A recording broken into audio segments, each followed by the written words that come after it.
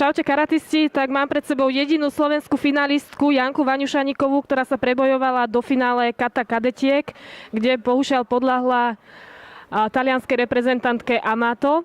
Janka, približ nám, aká bola tvoja cesta do jediného slovenského finále. Tak určite to bolo všetko veľmi náročné, ale dalo sa to. V prvom kole som mala Švédku, s ňou som vyhrala 3-2. V druhom kole som išla s Grékyňou, s touto bolo taktiež 3-2. V treťom kole už o finále som išla s Chorvátkou, taktiež 3-2. A vo finále som teda prehrala s Taliankou. Ako túto striebornú medailu oslavíš, keď prídeš domov? Alebo bude ešte oslava predtým?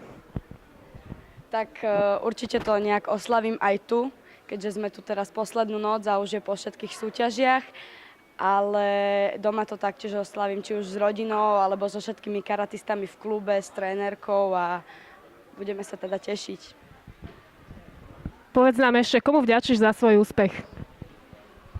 Tak za svoj úspech vďačím najmä mojej trénerke, ktorá ma vycepovala až sem a strávila so mnou všetky tie chvíle a všetko. A taktiež veľká vďaka rodičom, ktorí ma podporujú, či už po psychickej stránke alebo po tej peňažnej. Takže taktiež kamarátom a všetkým okolo mňa. Ďakujem, Janka, a ešte raz blahoželám.